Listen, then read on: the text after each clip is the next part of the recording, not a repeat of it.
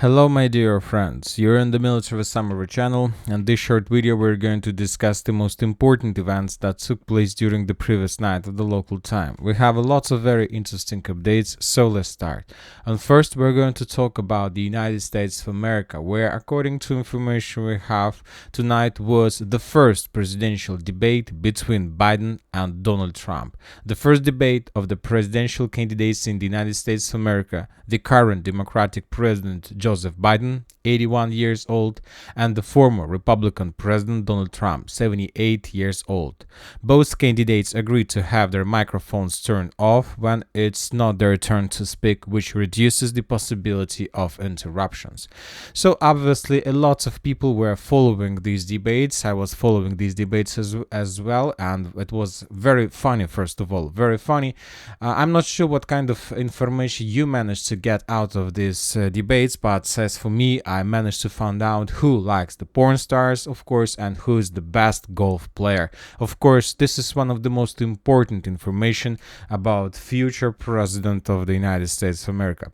About president elections, today, on the 28th of June, there is another president election process in the world, and of course, we are talking about Iran. I'll remind you that Raisi lost his life as a result of, let's say, some situation, rare situation that took place in the northwestern part of the country, of the state. And today, on the 28th of June, the president election have begun in Iran.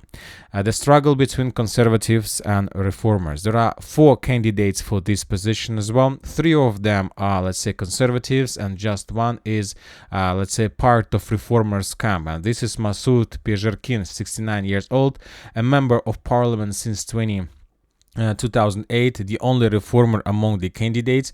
Previously, he submitted documents to participate in 2021 president elections, but was not allowed. He is critical of the government and advocates for improved relations with the United States and women's freedom, including the issue with wearing the hijab. So he is the only one, if he wins, will start making, let's say, improving relations with the United States of America. Anyway, this is a very important event, because as soon as the president elections are finished in the Iran, and if the conservatives, let's say, party wins, then we should expect the signing agreement between Russian Federation and Iran, strategical agreement of strategical defense, the same agreement that Russia have already signed with Korea. And about the agreement with Korea, today we got a very interesting report that according to Ukrainian sources, according to very reliable Ukrainian sources, the Korea is going to send next month in July the engineering forces on the territory of the special military operation. So this is something like response of Russia and its allies against on the let's say sending of forces by Western countries, by France, by Baltic states, those countries who also signed a security agreement with Ukraine. So as we understand, as soon as Russia signed the same agreement with Iran, we're gonna see also some forces of this country on the territory of the special military operation, which is very obviously interesting. Now let's talk about the situation on the ground. We have a lot of very interesting updates, and the most important is that the United States of America is discussing with Israel to supply up to 8 Patriot systems to Ukraine. So the Western countries wants to be 100% sure that when they start sending or deploy F-16s and Western soldiers on the territory of Ukraine, they want to be 100% sure that nothing can do any or harm these forces. So let's see what is going to be, of course, very important. Now let's talk about Kherson direction. According to information we have, the Russians reported that they managed to establish complete control over every single island in Dnipro River. Of course, for now, without any geolocations or without any confirmations, but obviously this is very interesting piece of news. Let's wait for more updates, of course. Now let's move to South Donetsk direction. We have additional additional updates from the village of Urozhaina. Today, the Russians, this morning or maybe yesterday in the evening, launched a full-scale offensive operation with the purpose to defeat the Ukrainians completely in this small village or the things that left from the village. Today we have geolocations. In this video we can see how the Russians were first FPV droning the Ukrainians in the south, in the central part of Urozhaina, and after this process the Russians launched a full-scale offensive with significant number of armored vehicles and tanks. For example, in this small episode we can see the Russians moving in the central parts in the northern direction, few tanks, few personnel carriers.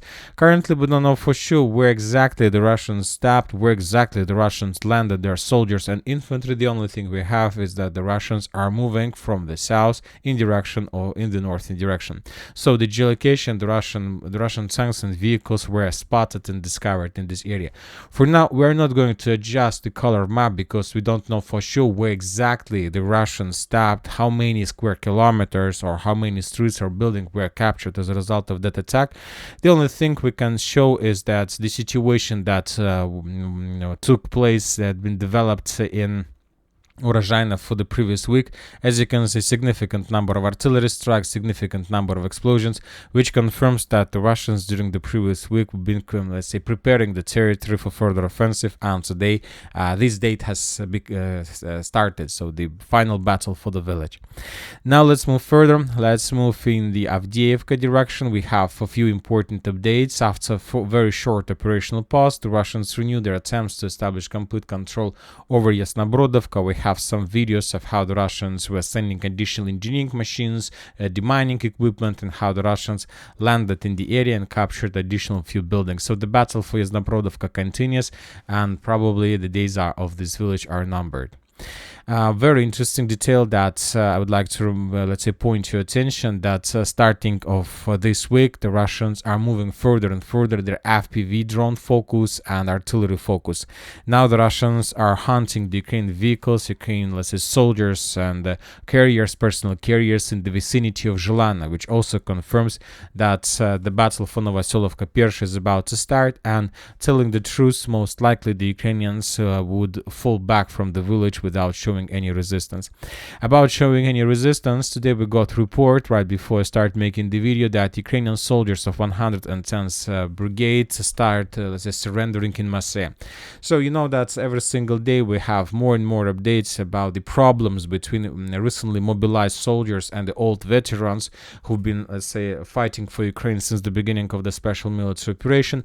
We see that at this stage of war the Ukrainians prefer to send newly mobilized to fight with Russians, and now we see lots of problems of this because recently mobilized soldiers in, let's say, 6 of 10 cases decide to surrender the Russians as soon as they have these possibilities. 4 of 10 cases they basically have no chances to surrender due to a very heavy Russian fire and possible loss of their life under this very heavy pressure.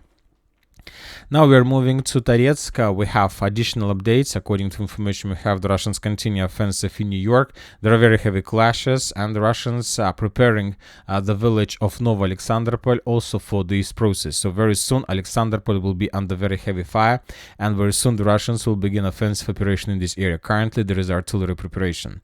As for Chasiv Yar, we haven't received anything important, just few geolocations, let's say in Kalinovka.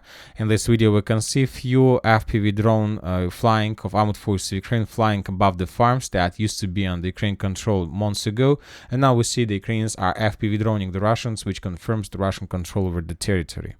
Razdolovka, also this morning we got report that the Russians established complete control over this village. The Ukrainians, the forces of 54th Mechanized Brigade, completely abandoned the positions, and maybe today or tomorrow or by the end of the weekend, according to the Russians, they will raise the flag and they will provide additional updates in the Ministry of Defense report. And now we are moving further in the northern direction. We have some updates from Stepovo Novoselovka, very important statements. According to information we have, the Ukrainians basically left their positions in Stepovo Novoselovka without showing any resistance to the Russians, and the Russians basically entered the village, and probably also during the next few days we're going to receive a final report of complete control over this territory. Now let's move to Volchansk direction. We have some interesting details. As for geolocations and some updates of the group of forces north, we have nothing interesting, just regular clashes between the Ukrainians and the Russians in aggregate plant, in the citadel, in the eastern part, nothing special. The thing that I would like to point your attention is the increased activity of Ukrainian FPV drones in the area of possible breakthrough of the armed forces of Russian Federation that took place yesterday. If you remember, yesterday we discussed that according to sources, the Russians captured Sotnitsky Kazachok village, and today we start receiving significant number of updates of how the Ukrainians were destroying communication equipment, radars, and of course different cameras, some positions of armed forces of Russian Federation in this direction. So, as I understand, the Ukrainians try to reduce the Russian possibilities before possible, let's say, another wave of escalation in this direction. Obviously, the Ukrainians are not ready to fight for Zolochev as well. And the final, probably the most important report that we have during the previous night is that the Minister of Defense of Russian Federation, new Minister of Defense Belousov, demanded to resolve the issues and problems with the United States and NATO drones Global Hawks that are flying in the southwestern part of the Black Sea. So today, the Russians, let's say, published official order, official demand of the head of defense ministry to stop all these things with the US drones in the Black Sea, which means that most likely in the very near future, the Russians will make everything they can to bring down as many as possible drones in this area. Very, very important step. And that's it for the short video. Military Summary channel reminds you, we condemn any violence in the world. Thank you for watching. Subscribe to my channel, put your likes, join my Patreon, and have a good day. Bye bye.